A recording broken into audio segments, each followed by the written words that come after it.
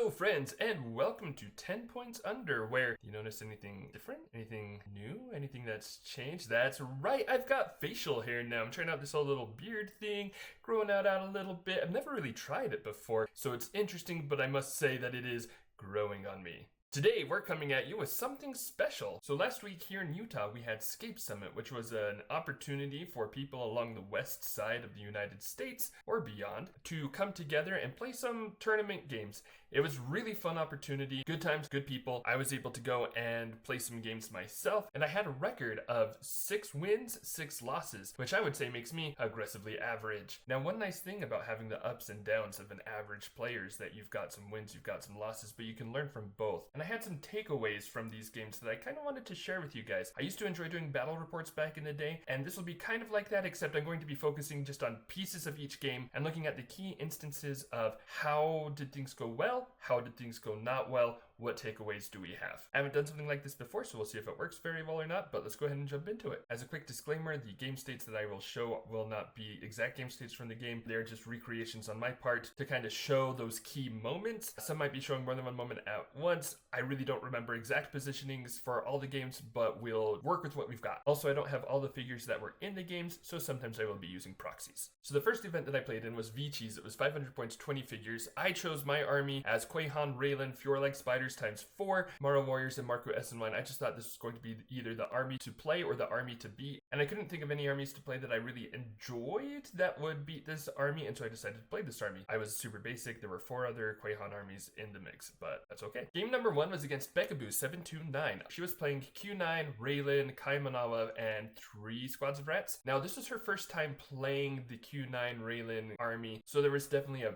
learning curve there. For instance, she went for Valdo with Q9, which Q9 can hold a glyph like crazy, but by the time he was there, Valdo wasn't as relevant. And so basically this game, it kind of became a dice-off. We both killed each other's Raylans fairly quickly, me with Quahan, her with Kayamon there. The main takeaway from this battle, I think, was not being afraid to push with Quahan Raylan. When I saw that Q9 was moving up quickly, I shot Raylan up, shot Quahan up onto this perch next to it, and had spiders in the mix, which really put Becca on the back foot, I think, and Lightning Breath was able to ignore the rat's scatter, and her being new to the army and the matchup, I don't think she was as familiar with ways to counter what I was doing. I was also able to consistently tie up Q9 with spiders along this area that she had to shoot before she could shoot Raylan, and I was able to keep tying up Q9 and keep his attention off of Quahan for the majority of the game. Now, game number 2 was a big learning game for me, or at least a reinforcing game. It was against OG Blaha. He was playing Cathar Spearman with Krav Raylan. Marky was in there too somewhere. Now, I made a big mistake in this one because for some silly reason, I thought that OG Blaha would be pushing towards me, so I set up a more defensive position back on my little 3 hex closer to my start zone like he has done here. Now, that said, Krav definitely have the range advantage, so I don't know why I was thinking that. That meant that I had to shoot Raylan up into this position here, a more forward position. She was protected by jungle, forward enough to protect Quahan here, while she was shooting lightning into the mix until Raylan fell and then going from there. I think it went pretty well, all things considered. I did lose the game, but adjusting on the fly for me was maybe better than anticipated. That said, my development out of my start zone, or rather my setup in my start zone, is what I think the main cause that cost me the game. If I had instead done something like this, had Raylan on the left side of my start zone, shot her up into this position,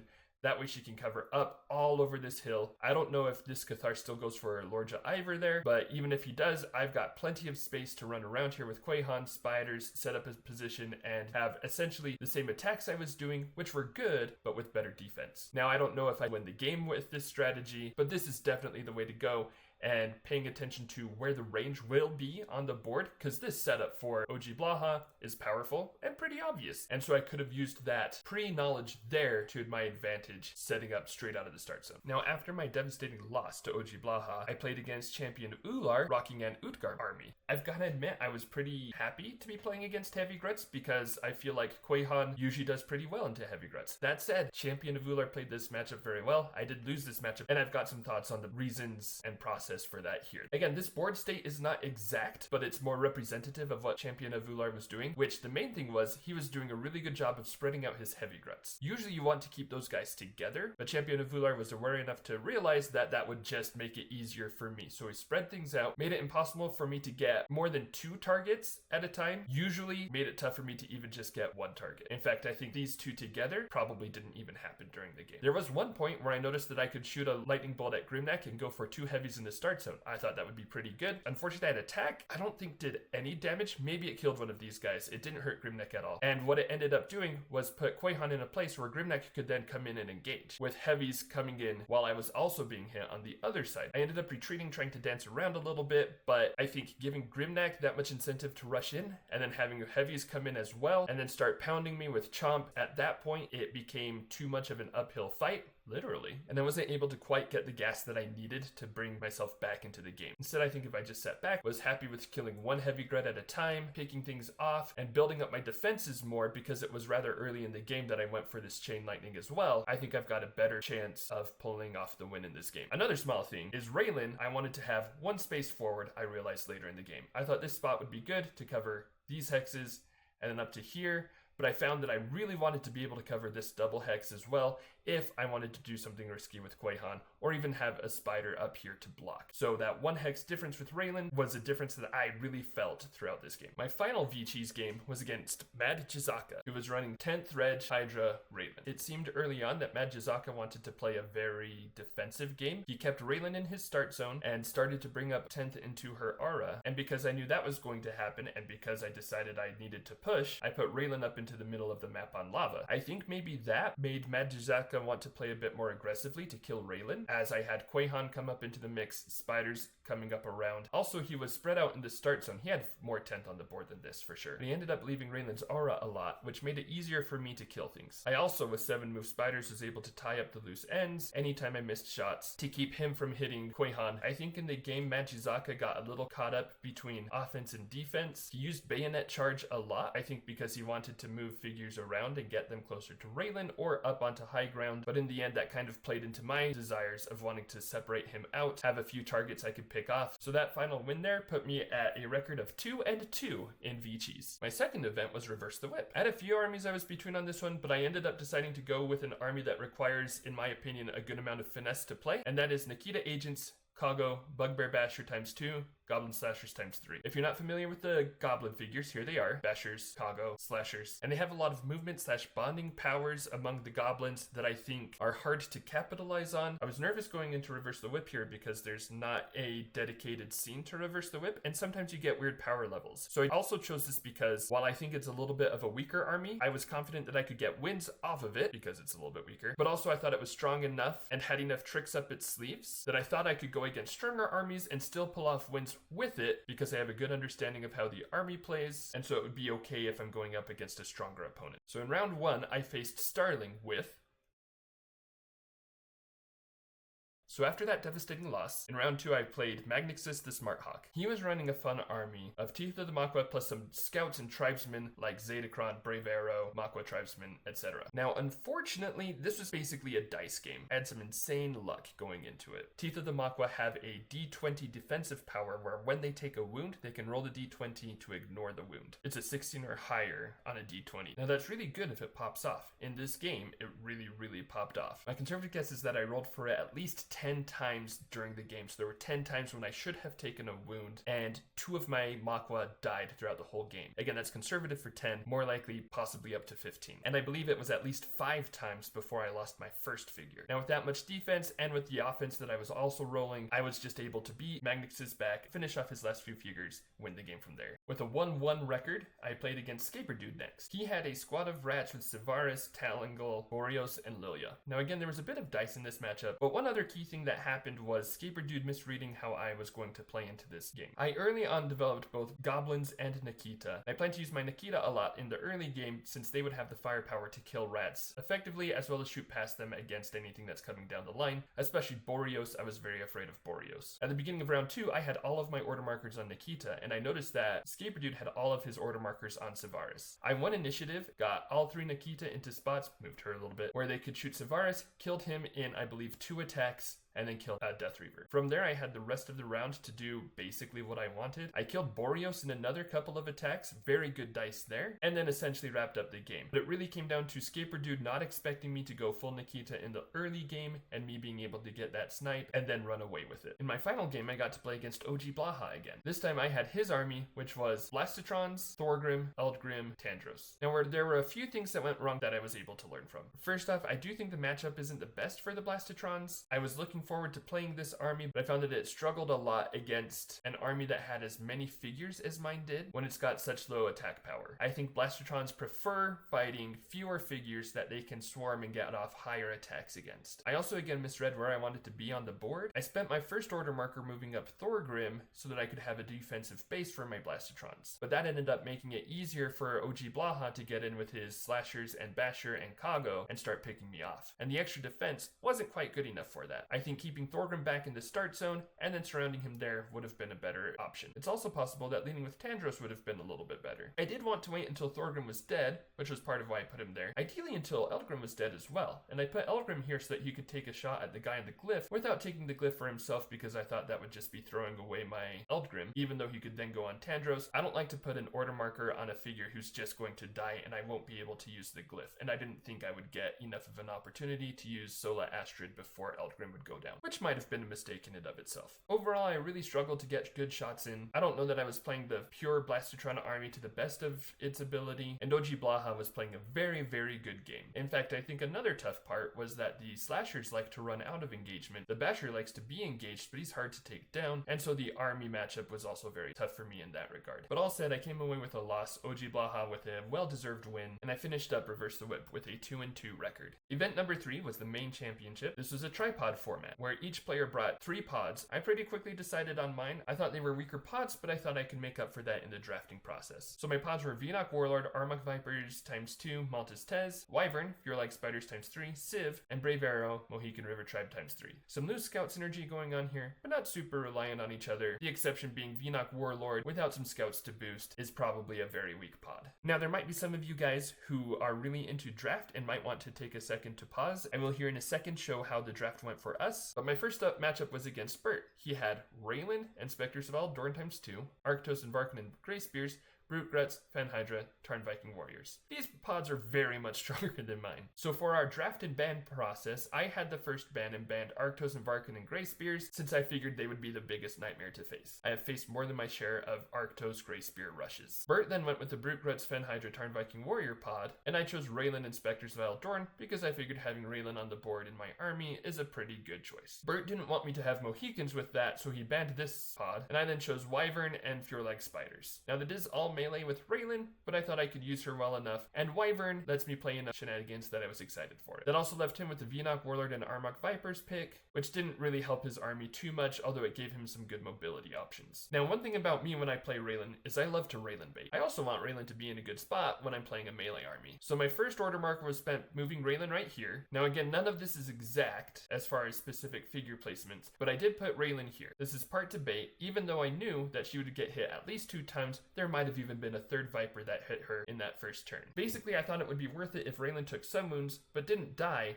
and then I was able to fight in my start zone with some Raylan boosted figures. That said, she did die in the first 2, maybe 3 attacks. So that put me on the back foot early on, but then I was able to use the Wyvern a lot to make things better. I did lead with Spectres. They did trade fairly evenly with the Armoks. When the Wyvern came out, I was able to grab things, pull them around, do some shenanigans, get spiders all over the board, and use that to my advantage. Again, this isn't quite exact, but there was a point where I had a spider up in this area. I was able to go down for just a random attack against a Brute Grat, hoping to at least divert Bert's focus, if not get the kill, and I did get the kill. That meant that Bert was down to 3 Brute Grats before he started activating them. Basically, this came down to me using a lot of movement to my advantage to get first strikes and control where I wanted things to happen with the Wyvern. I also needed to keep the Wyvern safe from Brute Grats because I knew I would need it to get hits against the Hydra. The game did come down to Wyvern and Spiders versus Hydra. I was able to win a key initiative and get the first strike on Hydra, take off some heads, and take things down from there. Game number 2 was against Sir Heroescape. I believe this game will be on his channel, so I'll leave most of the specifics to that, but I do want to talk about the draft since that will not be included in the video. Sir Heroescape's pods were Raylan,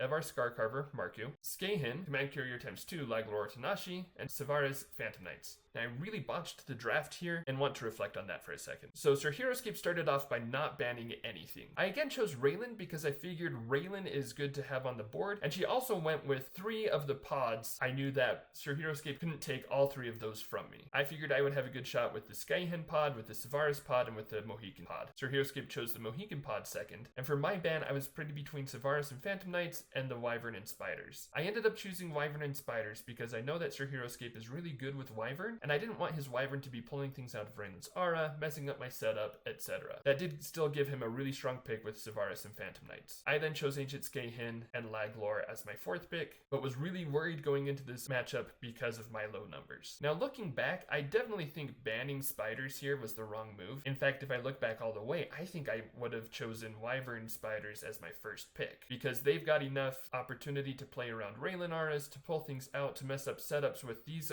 pods here, and can do all sorts of shenanigans. But also I think banning it was incorrect, because that just made it obvious for Sir Heroescape to choose Savaris and Phantom Knights, and he had a ton of numbers on the board, all of which do pretty well against range. Or, you know, really well against range. I think I wasn't really planning on picking this pod because it doesn't go with Raylan as well, but if I leave it open, it does make it more tempting for Sir Heroescape, and it might even be worth picking against Phantom Knights because, again, it gives me some mobility, it gives me some more options, and I'm not as behind on numbers the whole game. Now, not only did Sir Heroescape outdraft me, but he also outplayed me, which just added even more heartbreak to the situation. I made a lot of mistakes during this game. Again, you can check out his video to see all of them. Some of them including forgetting to activate Otonashi with Scahen's cover fire. I also, for some reason, chose to stay on low ground for a little bit with Laglor when I was using him and shooting up. I also used Scahen a lot against Phantom Knights to get 2 attacks at least, instead of using Laglor to get 1 better attack. All in all, not a great showing on my part, but again, I did learn a good amount of things, and it's one of those games where the mistakes lead to reflection that lead to, hopefully, better games in the future. 1 win, 1 loss. I go against Mordon327 next. His pods are Raylan, again, but Stormer the Morrow Raylan this time, with Stingers, Kaimanawa, Izumi Samurai, Tarn Viking Warriors, and Isamu, Mesodemon Warmongers ×2, and Sergeant Drake, Rise of the Valkyrie version. Now, Mordon first banned the Wyvern and Spiders pod, and so I chose the Raylan and Stingers pod. You might be noticing a pattern on me always picking Raylan first. But hey, she's good for pod drafts, even if she died very quickly for me in both of my other games. Also, Stingers are very solid and can complement anything else. Mordon then chose Mesodemon Warmongers and Sergeant Drake. Now, I decided at this point to not ban anything. If I banned one of the stronger pods, then Mordon would just choose the other strong one, and I would be stuck with the Vienok Warlord Armok Vipers army, which again is fine, but not as great on its own. So with that, Mordon chose Kaimanawa and Izumi Samurai, and I went with the Mohicans as my final pick. Now in this game, Mordon went for a Mesodemon Rush? Kind of. He took Lordja Ivor, had 5 ranged Mesodemons, and then just had 2 of them up here taking shots at my guys. It wasn't going well for me at first. I didn't quite have the defense to stand up to the attacks, and my concealment rolls were not panning off. I think I used up all my D20 luck in my game against Smarthawk, and I was struggling to get exoskeleton markers. Now I did largely lead with Mohicans because I would prefer the Mesos to kill them instead of the Stingers, which I thought would be more beneficial in the late game. Eventually I did need to bring Stingers into the mix. I was able to finally get up to some height without my Mohicans getting killed first, and I was able to pick off the exoskeleton markers, pick off the Mesodemons, and even snipe some figures from his start zone. I might have had more losses if I was a bit more patient and developed more along my right sides to climb up this hill. But also I didn't want the Mesodemons to snipe off the Stingers that were vulnerable on the left side of my start zone. Again, I really wanted them for the end game. Now around this point, time was called. I was really happy with my position long term, but I hadn't killed a bunch of figures. It ended up being a 5-point difference. Sorry, a 5.01 difference in our armies, and I took the loss, Mordon took the win. And so in my final tournament game of the convention, I played against Blind Sniper. His pods were Sir Hawthorne with Knights of Weston ×2, Derek with Axe Grinders ×2, and Ornak with Heavy Gruts ×2. Blind Sniper first chose to ban the range off of the board, ensuring that this would be a melee brawl. My first pick was on Wyvern and Spiders, because I think Wyvern has a lot of good utility into so much melee, and so Blind Sniper chose Axe Grinders to counter that. I then chose not to ban again, with similar reasoning in that I didn't want to be saddled with a last pick of the weakest armies. Blind Sniper decided to go with Vienok Warlord and Armok Vipers because he didn't want me to have the +2 move for my Spiders. That left me free to choose between the Knights and Heavies. I don't trust Hawthorne, and so I went with Heavies. Now this ended up being quite the melee brawl. Early on I did have Ornak in this position behind the ruin, and Blind Sniper tried to snipe him with a rush from Armok Vipers and the Vienok Warlord. I used the Wyvern to pull Vienok Warlord back. Now I think a lot of this game came down to development and Blind Sniper not being as familiar familiar with these kinds of two-pronged armies as I am. I spent my first round developing up both sides of my army so that then I could then pick and choose on which pawn I wanted to use against whatever it looked like he would be using more. And with the Viper Rush, I went into spiders so I could move things around. Basically, I wanted to avoid the Wyvern playing into axe grinders. Once he did start bringing up his axe grinders, I also had heavies in the mix so that I could then move them into position and start attacking. I think that early development for me gave me a good edge. And again, Blind Sniper just wasn't as familiar with these kinds of games, which made it pan out for me in the end. So those are my thoughts on the games. Again, I went with 6 wins, 6 losses throughout the event, which makes me aggressively average. I definitely had my fair share of being on different types of matchups, some favorable, some less, different kinds of plays. I made some good plays, I made some less good plays, but mainly I'm hoping that this reflection will be at least interesting, if not hopefully beneficial to some of you guys out there. Again, I learned a lot from playing these games, and I really like reflecting on these more competitive games to see what I can do better in the future. It was this kind of reflection that back in the day when I was playing online HeroScape more, I was able to perform better in tournaments. So again, hopefully some of you guys liked it. Let me know how it went. At the very least, I think it was good for me to document my thoughts for myself, but I'm definitely hoping that it's good for some of you guys as well. But for now, we'll say, please remember what a wonderful world it is that we live in, and this will be 10 points under and out.